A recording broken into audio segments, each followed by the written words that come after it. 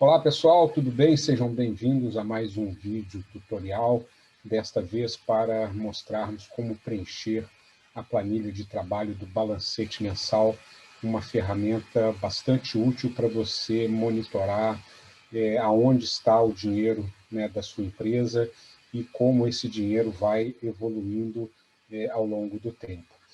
Esse vai ser um vídeo bem rápido, porque é uma planilha bem simples, bem objetiva, e eu vou agora compartilhar ela com vocês, através aqui do Zoom.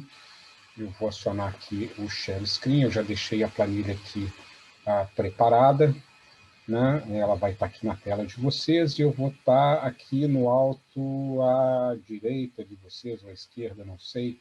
Eu já deixei a planilha um pouco diminuída, né? Para que a gente possa ter uma visualização geral, né? Nós temos aqui os 12 meses do ano nas colunas, né? E na primeira coluna, que é a coluna A, a gente tem lá as contas, né, sobre as quais eu falei lá no guia prático, que você deve ter recebido, né, através do e-mail, junto com essa planilha de trabalho. Se por acaso você não recebeu esse material, chegou a esse assunto através aqui do vídeo no YouTube, você pode nos comentários colocar o seu e-mail, o seu contato, que eu vou ter o maior prazer em enviar esse material para você, né? Vocês percebem aqui que na coluna ali em janeiro, para a gente poder iniciar, eu já deixei alguns valores, né, para a gente poder ter uma largada, já deixar isso pronto. Eu vou percorrer essas linhas e esses valores, e depois nós vamos evoluir aí nos meses seguintes, para que vocês possam entender, né, o funcionamento dessa planilha, e também como que ela vai ajudar vocês no seu negócio, tá? Então, feito isso aqui, dado essa visão geral, a gente tem aqui, né, as linhas de ativo, né, as contas de ativo, as contas de passivo, né, e aqui na última linha o caixa líquido, né? E depois aqui para baixo a gente vai falar depois, na sequência, sobre as variações no caixa, dependendo dos valores que você for imputando aqui na planilha, né, ao longo dos meses, tá? Então, pessoal, eu vou aumentar um pouquinho a planilha para ficar mais fácil de visualizar, né, e vou aqui navegando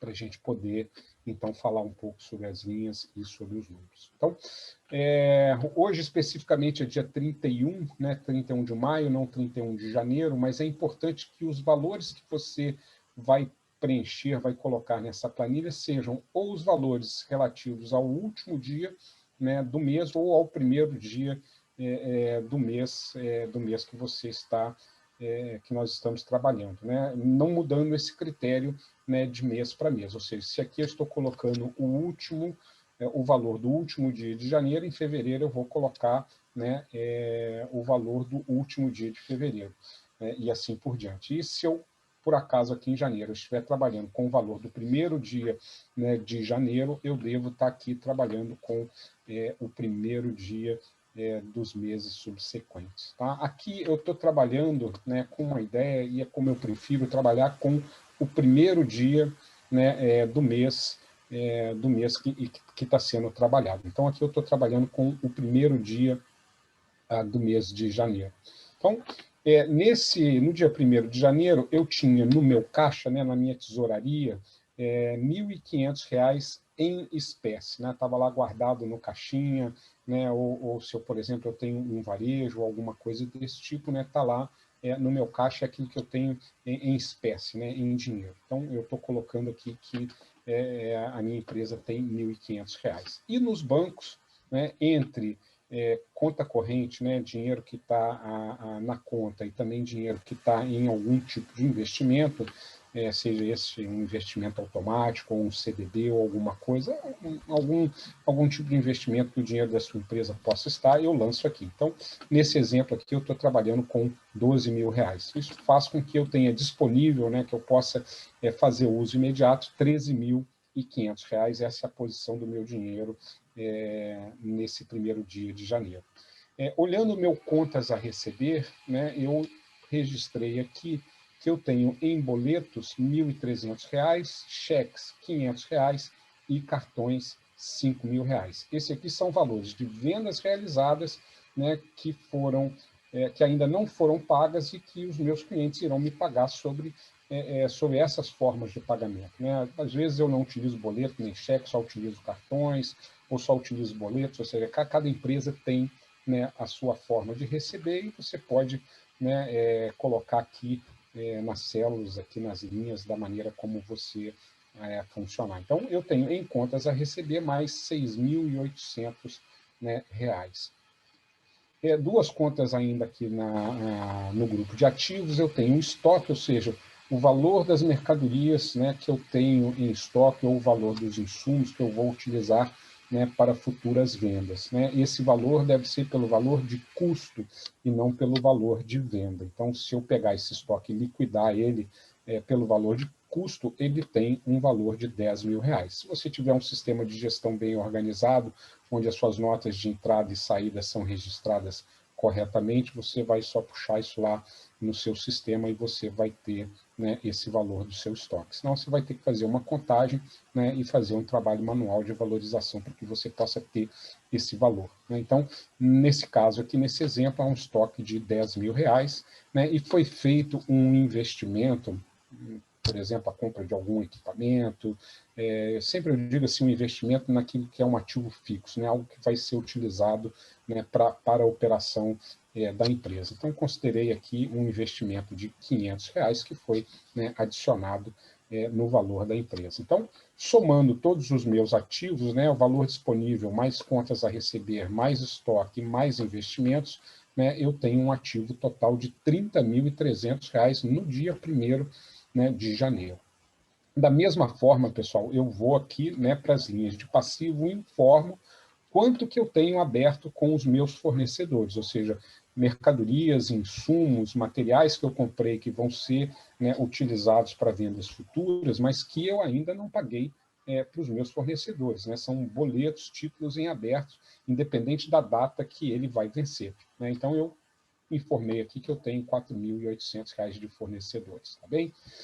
Depois eu tenho a linha de financiamentos, ou seja, isso aqui é o saldo, né, de algo que eu financiei com alguma instituição financeira ou com alguma outra empresa, né, para aquisição de algum ativo e que eu ainda tenho que pagar ao longo do tempo, né? Isso pode ser um financiamento de curto prazo, como também pode ser um financiamento de longo prazo, né? Na linha de empréstimos, a diferença aqui é que é um dinheiro que eu pego normalmente para cobrir meu caixa. Eu pego normalmente, via de regra, com instituições financeiras, mas também pode ser pego, né, com você mesmo, ou seja, você emprestou para a sua empresa ou alguém que você conhece, um parente, né, um amigo que fez um empréstimo para a sua empresa, então você vai lançar aqui, nesse exemplo eu lancei um empréstimo de R$ 3.000, né?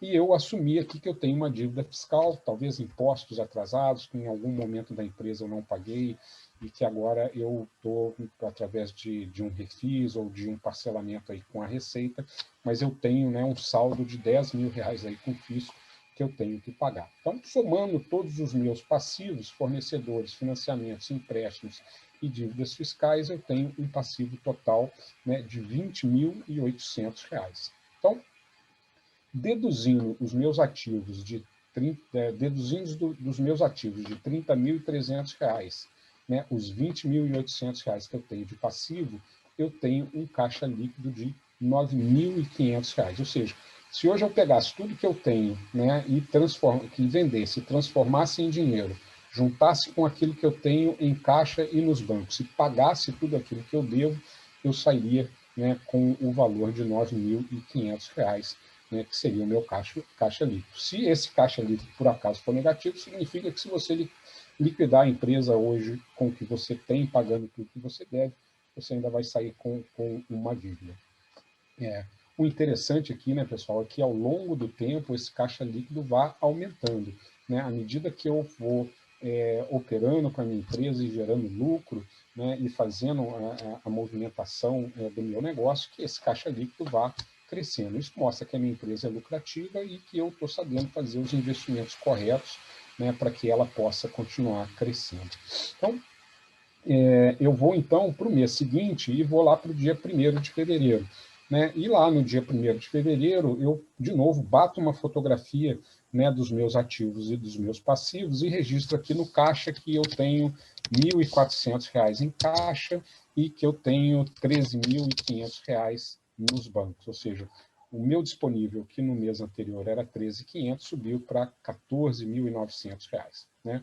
Os meus boletos, né, eu vou ter aqui boletos relativos aos meus clientes.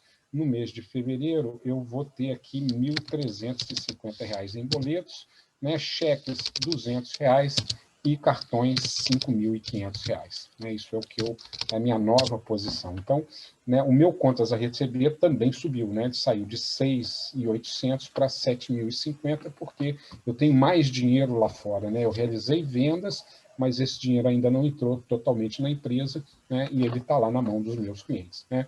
O meu estoque, eu fiz um esforço nesse mês e reduzi o meu estoque para R$ 8.500, ou seja, eu diminuí, em vez de entre compras e vendas, né, eu realizei mais vendas do que compras, e com isso eu reduzi o meu estoque aí em R$ 1.500. E ainda fiz um investimento aqui de R$ 500. Então, o meu ativo, que era de 30.300, subiu para 30.450 reais, uma variação, né, bem pequena, mas a gente percebe aqui como que as contas elas vão se movimentando e como que o resultado, né, a soma total, ela vai se apresentando aqui nessa linha totalizadora dos ativos. Vamos agora, né, para as linhas dos passivos, né? Os meus fornecedores, como eu não fiz muitas compras, né, eu preferi reduzir estoque, né, mas também paguei alguns boletos, a minha conta de fornecedores caiu para, vamos dizer, R$ 4.400. Eu comecei a pagar os meus financiamentos, paguei R$ 200 aqui, também paguei R$ 200 aqui, e os meus financiamentos e empréstimos caíram para R$ 2.800. Também comecei aqui a pagar, né, a minha dívida fiscal e fui para 9.750. Então, percebam, né, que o meu passivo, que era de 20.800, ele caiu para 19.750 reais. No que pese, né, os meus ativos não tenham subido muito, né, subiram aqui apenas 150 reais, o meu passivo ele reduziu aí em 1.050 reais. Com isso, né, o meu caixa líquido subiu 1.200 reais. Ele saiu de 9.500 reais para 10.700 em função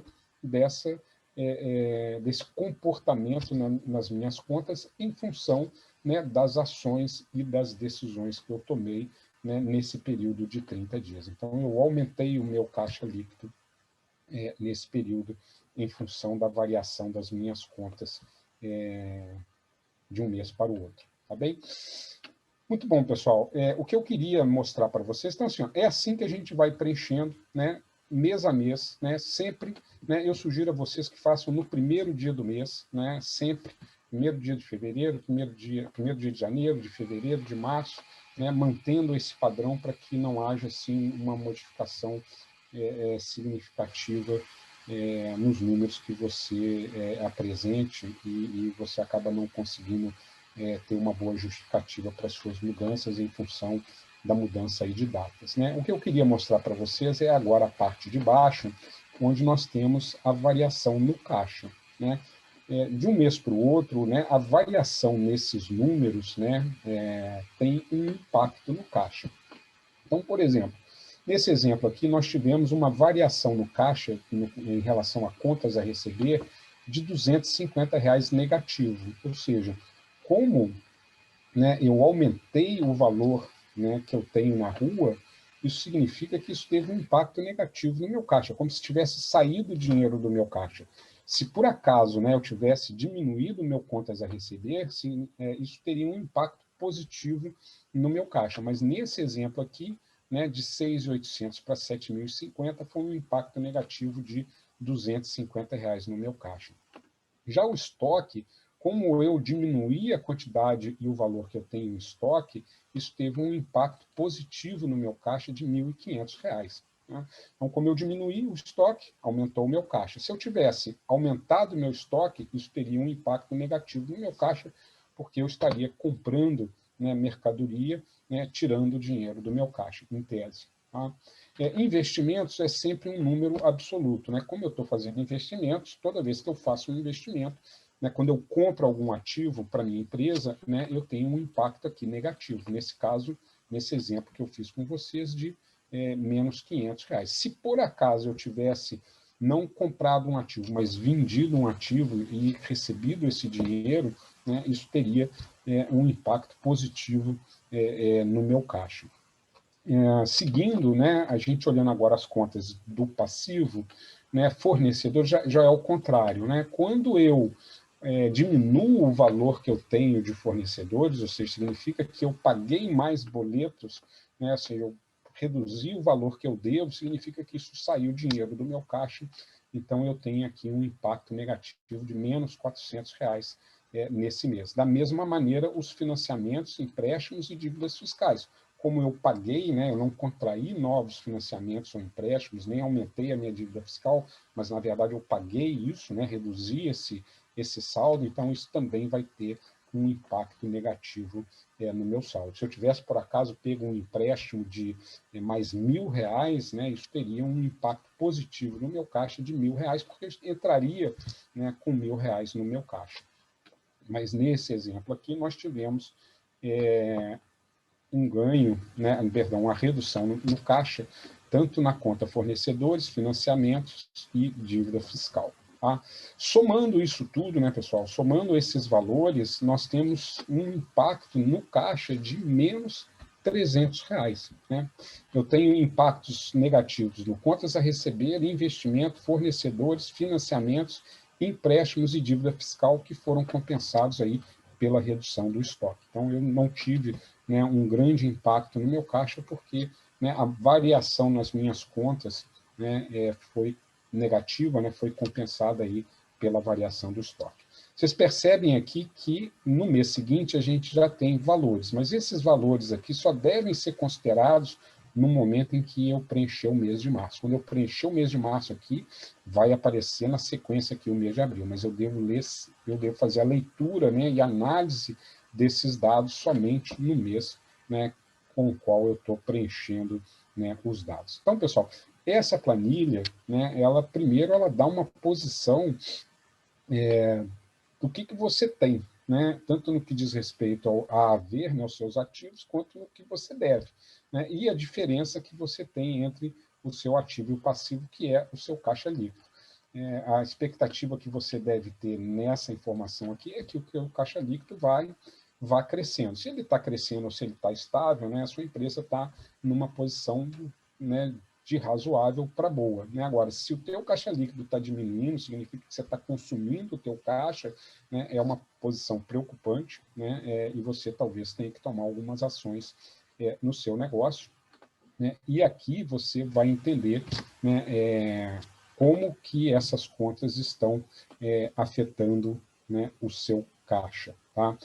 Uma pergunta que vocês devem estar fazendo, olhando esses números, por que eu tenho uma variação negativa no meu caixa de 300, mas o meu caixa líquido subiu de 9.500 para 10.700? Porque aqui nós não estamos, né, incluindo o lucro que a sua empresa gerou no período. Então, provavelmente, a sua empresa gerou um lucro que, mesmo tendo uma variação negativa no caixa, ela gerou um acréscimo, né, no seu caixa líquido. Aí você tem que voltar no seu DRE e olhar o lucro operacional que o seu negócio gerou nesse período para poder entender, né, essa variação no seu caixa líquido. Da mesma forma, né, se você tivesse aqui uma variação positiva e uma queda no seu caixa líquido, significa que lá no seu DRE você está dando, né, prejuízo. Então, pessoal, essa planilha do... Perdão, eu vou parar de compartilhar para a gente poder finalizar. A planilha do balancete, ela se combina, né, com a planilha do DRE. Fazer as duas, né, todo mês, apurar o resultado, né, do mês que termina, como eu já demonstrei lá na planilha do DRE, e se você, por acaso, não tem esse material aí também nos comentários, você pode me pedir que eu mando para você. Né? Junto da planilha do DRE à planilha do balancete, você vai entender, né, como que a parte financeira, né, os números financeiros do teu negócio e como que ele está, né, evoluindo ao longo do tempo. E isso é muito importante. Né? Você, como dono do negócio, né, você tem que ter esse domínio financeiro para que você possa ter uma empresa saudável, né, e lucrativa. Então, eu espero que esse material ajude a você a compreender essa ferramenta e a importância dela, sabendo que você pode sempre, através do meu e-mail, através dos meus contatos, né, perguntar, que eu vou ter o maior prazer em poder ajudar você a criar uma empresa mais próspera, mais lucrativa e que dependa menos de você. Até o próximo vídeo, pessoal.